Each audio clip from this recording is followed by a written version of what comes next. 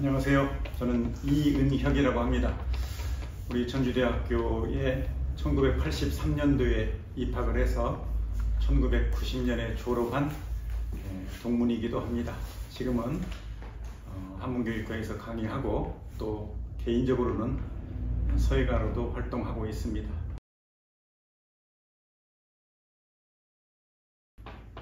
지금 제가 1학기 때는 되게 우리 역사문헌 선독이라는 과목이 있는데, 그 역사문헌 선독은 우리나라 고대 역사인 삼국사기나 삼국유사 중에서 중요한 문장들을 뽑아서 강독하고 있습니다.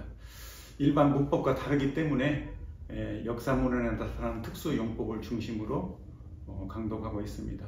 또 하나는 문자학 개론이라는 것이 있습니다.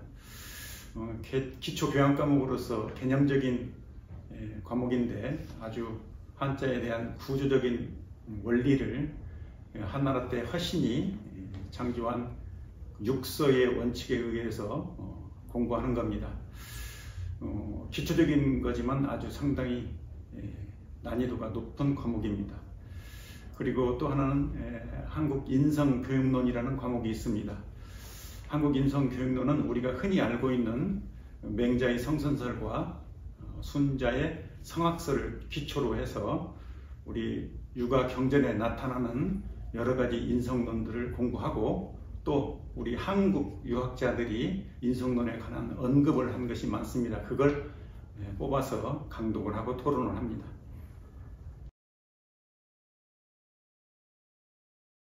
저는 학교 다닐 때는 우리 학교가 어떤 특성이 있는지를 몰랐습니다. 역시 졸업을 하고 나니까 우리 학교 학생들의 실력이 아주 원전에 강하다라는 말이 있었습니다. 우리 학교 커리큘럼이 상당히 다양하게 한문 원전들을 읽고 또 많은 문장들을 보기 때문에 그런 결과가 나오지 않나 생각합니다. 그 실례로 우리 졸업할 당시에 몇몇 학생들이 민족문화추진위에, 지금은 한국고전번역원이라고 명칭이 바뀌었는데, 거기에 응시를 해서 연속으로 우리 전주대학교 한문교육과 출신이 수석을 차지하는 예가 있었습니다. 지금도 거기에 근무하는 학생들이 있죠. 그래서 우리 학생들이 우리 학과에서 지정된 그런 과목들을 충실히 이행하다 보면 다른 학교에 비해서 월등하게 한문 원전을 해독하는 능력이 아주 뛰어나다는 것을 알 수 있습니다. 아주 어렵지만 차근차근 우리 과목에 수강을 해서 실력을 쌓아 나가면 앞으로 뒤떨어지지 않는 큰 실력을 갖출 수 있다고 생각합니다.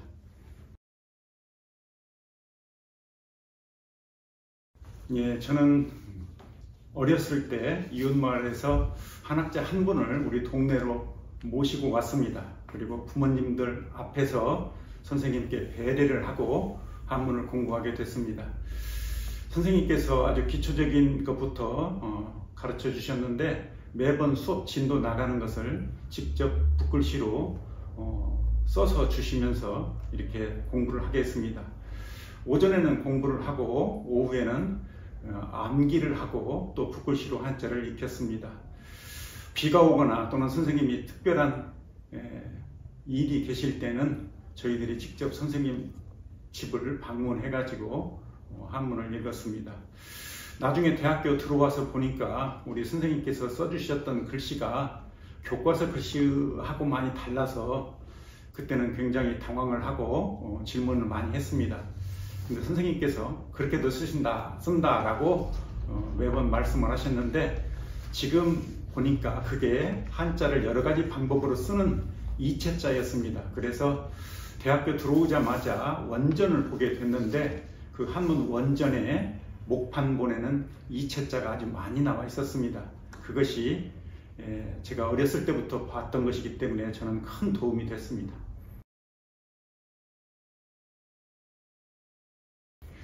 한문의 매력이라고 하면 가장 큰 것이 한문이 난해하고 또 방대하다는 것입니다. 아마 쉽고 내용이 적다면 그런 매력을 느낄 수 없을 겁니다. 그 깊이와 방대함을 헤아릴 수 없기 때문에 한문에는 남다른 매력이 있지 않나 생각합니다.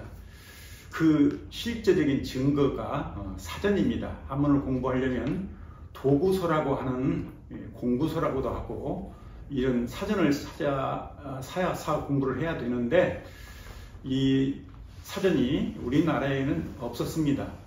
저 재학 시절에는 일본에서 나온 일본 대한화사전, 모로하시 사전이라고도 합니다. 그리고 중국에서 나온 중문대사전, 그리고 대만에서 나온 한문대사전이 있었고 이것들이 대개 아주 큰 책으로 10권 이상이 다 됩니다.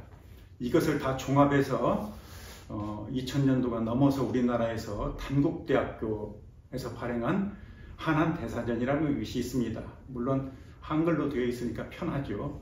그런데 이 사전들의 양이 엄청나게 방대한 걸 보면 한문의 분량이 얼마나 방대하고 깊이가 있는가를 알 수 있습니다. 그래서 우리 한문이 이렇게 방대하고 헤아릴 수 없는 깊이가 있기 때문에 우리 학생들은 누구나 대를 이어서 공부해도 남을 만큼의 많은 보고가 있습니다. 그래서 그 보고를 우리 청나라 말기 민국 초기의 양객초라고는 유명한 학자가 있는데 그분은 금맥이 가득한 광산이라는 표현을 했습니다. 우리가 한문을 전공하는 학도로서 새로운 다짐을 할 때 우리는 지금 금맥이 가득한 광산 앞에 와 있는 것이다. 여기서 그 금맥을 캐가는 것은 개인의 몫입니다. 그래서 노력 여하에 따라서 얼마든지 자신의 캐갈 수 있는 그런 자원이 있다. 열심히 하면 누구나 다 얻어갈 수 있다고 생각합니다. 그래서 포기하지 않고 오랜 시간 동안 투자해서 얻어가기를 권합니다.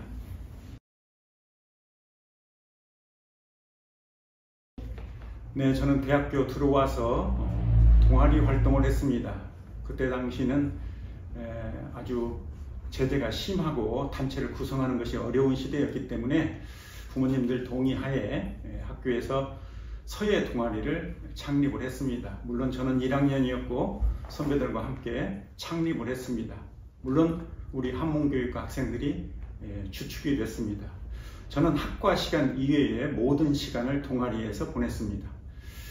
그래서 나중에 서예가로 활동하게 됐는데 대학교 졸업한 해에 저는 교사의 길보다는 서예 활동을 하고 싶다는 생각을 가지고 그쪽으로 매진해서 대한민국 서예대전이라는 큰 대회에서 대상을 차지하게 됐습니다. 그로부터 지금까지 34년간 서예가로 활동해 왔는데 좀 아이러니하게도 제가 세웠던 최연소 기록은 아직까지 깨지지 않았습니다. 지금까지 한 30여 년 넘게 6번의 개인전과 한 300여 회의 단체전에 참여를 했습니다. 그 단체전 중에서 기억에 남는 것은 독섬 독도전이라는 전시가 있었습니다. 독도를 직접 방문해서 독도에서 느낀 감흥을 작품으로 하는 것이었는데 그 전시는 아주 성황리에 전시가 됐고 나중에 제 작품이 매입돼서 전북 도립미술관에 소장되기도 했습니다. 그리고 또 하나는 경주 남산 안곡동에 있는 신라시대 무장사비를 서체 복원한 것이 있었습니다. 직접 무장사 터를 가서 확인을 하고 실제 그 깨진 파편은 국립중앙박물관에 소장되어 있습니다. 그래서 그 두 곳을 방문한 다음에 정밀하게 서체를 복원했는데 지금 현재는 복원돼서 경주 안곡동 골짜기에 복원된 비석이 지금 세워져 있습니다. 저는 제 작업이 역사에 남았다고 생각을 합니다.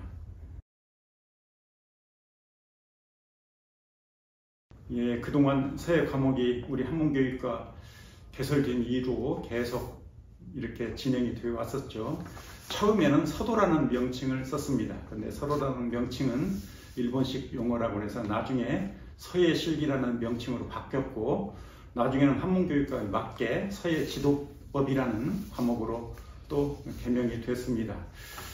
앞으로는 이 서예라는 말이 예술적인 성향이 강하기 때문에 서예과에서 많이 수업이 되고 있지만 우리 한문교육과의 특성상 저는 서예가 한문교육과 밀접한 관련을 맺으려면 서체라는 데 유의를 해야 된다고 생각합니다. 왜 그러냐면 우리 한문은 형, 의라는 세 가지 요소를 가지고 있습니다. 그 한자 요소 중에서 서예와 관련된 것은 형입니다.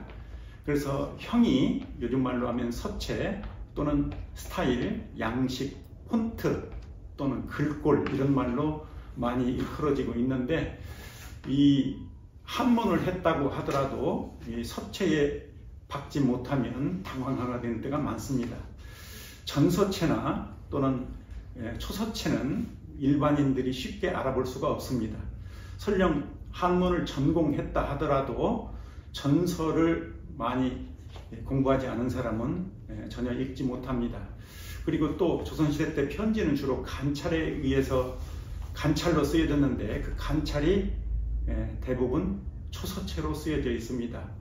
자신의 감정을 아주 빠르게 서사해야 되는 특성이 있기 때문에 또박또박 쓰는 정자보다는 그 초서체가 훨씬 유리했던 겁니다. 그래서 초서와 전서는 지금 이 시대에는 풀리지 않는 암호 같은 존재입니다. 그래서 우리 한문을 전공하는 사람들이 그러한 서체들을 익혀서 어느 정도 식견을 갖춘다면 한문 독해력뿐만 아니라 문자를 해독할 수 있는 아주 중요한 실력을 겸비하는 것이 될 것입니다. 그래서 앞으로 학과에서 새로운 과목을 개설한다면 그 서체 관련 과목을 개설할 예정입니다.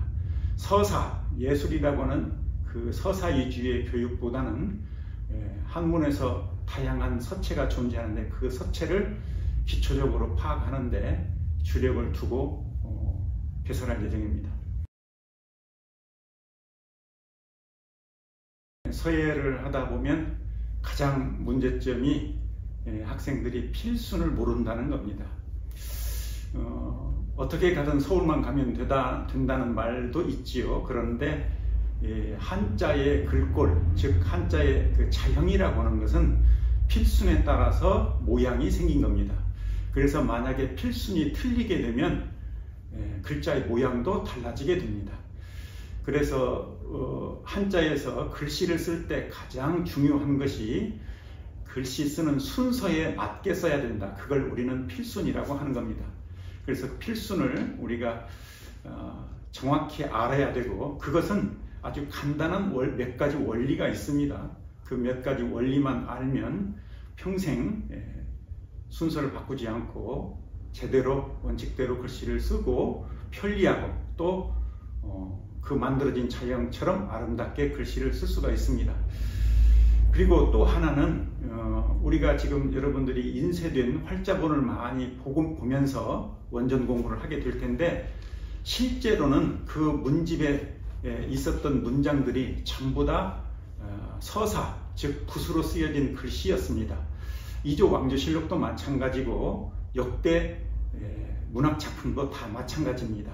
시도 마찬가지입니다. 그래서 역대 문학작품들 또 역사 기록들 이런 것들을 원문, 즉 본래 글씨로 써졌던 그 서사 작품으로 감상하는 것도 중요한 의미가 있습니다. 그래서 그냥 서체를 공부한다기보다 우리가 늘 알고 있는 문장을 원전 작품으로 읽고 해석을 해보고 확인을 한다면 더 좋은 계기가 될 것 같고 또 다른 세계를 맛볼 수 있으리라 생각합니다.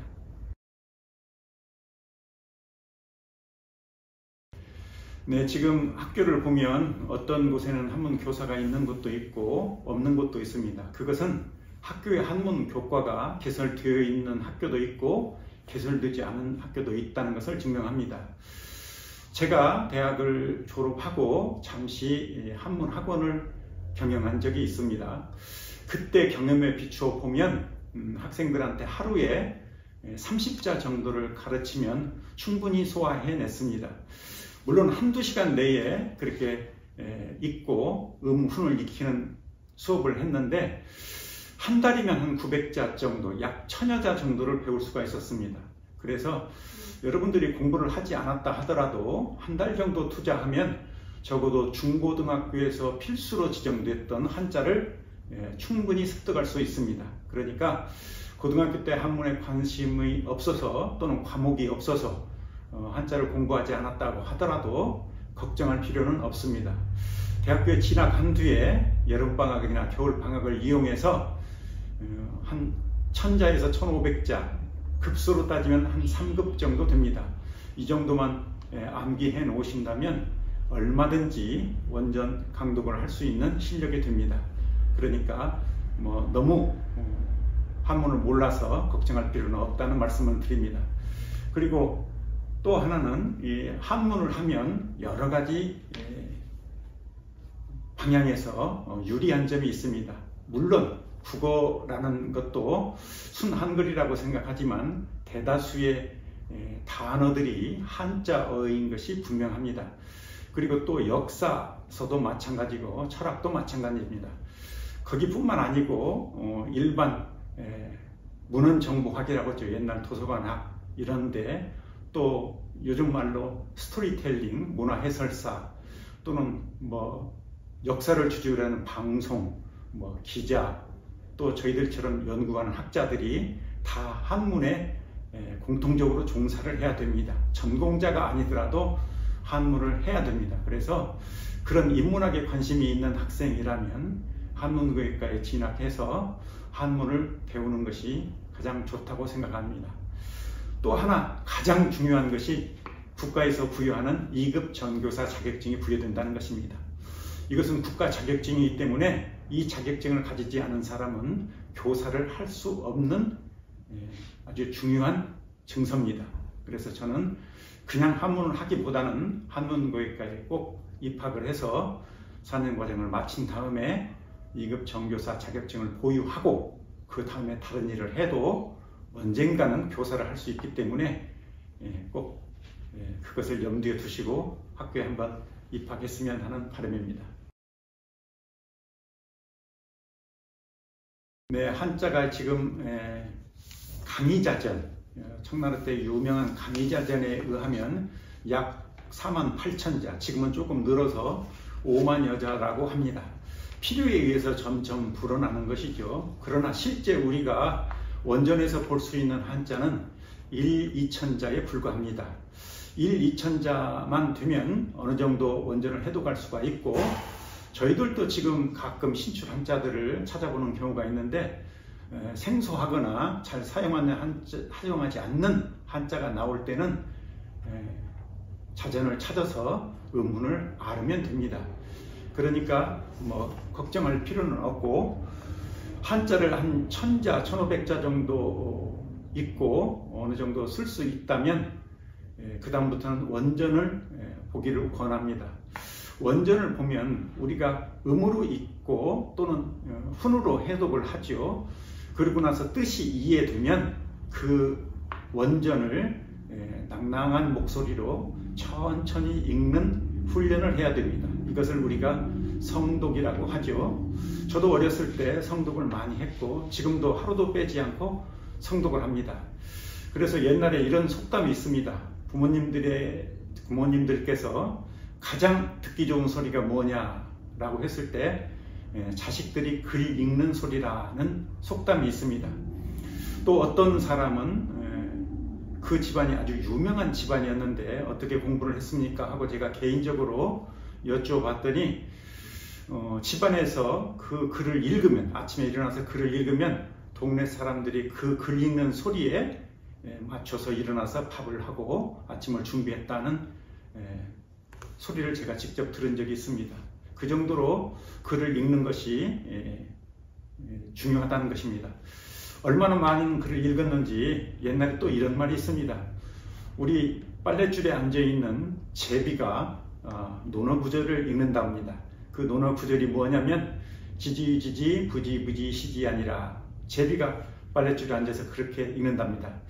이것이 논어에 나오는 말인데 우리 공자님께서 자로에게, 잘난 체 하는 자로에게 아는 것이 무언가에 대해서 설명한 말입니다. 아는 것을 안다고 하고 모르는 것을 모른다고 하는 것, 이것이 바로 아는 것이다 하는 것을 도금으로 읽으면 아까 말한 대로 지지지지 부지부지 시지아니라 라고 하는 말입니다. 그렇게까지 옛날 사람들이 책을 읽으면서 그런 속담까지 생길 정도니 성독은 반드시 필요한 거 아닌가 생각합니다. 읽다 보면 나도 모르게 우리 말을 하는 것처럼 물리가 납니다. 물리가 나면 한문이 더욱 재미있어집니다. 그러니까 꼭 실천해 보시기를 권장합니다. 한문이 어렵다고 합니다. 저도 어렵습니다. 그런데 어렵지 않다면 한문은 매력이 없습니다. 매일 해도 새로운 것이 있기 때문에 한문은 그만한 가치가 있는 것 같습니다. 또 남들이 다 알고 있는 얘기를 원전으로 읽다 보면 문득 다른 생각이 나기도 합니다. 그것이 새로운 발상입니다. 그래서 우리가 흔히 말하는 온고지신이랄지 법고창신이라는 말이 있습니다. 그래서 그 온고지신이나 법고창신이 옛 것을 바탕으로 해서 새로운 것을 창안해내는 것이기 때문에 우리 학생들이 지금은 조금 따분하고 지루하고 그런 느낌이 들지만 나중에 이걸 활용하게 되면은 굉장한 힘이 될 겁니다. 그래서 꾸준히 지치지 않고 또 중도에 포기하지 않고 지속하는 것이 가장 중요하다고 생각합니다. 그 대가는 나중에 여러분들이 알게 될 겁니다. 포기하지 말고 매진하시기를 당부드립니다. 감사합니다.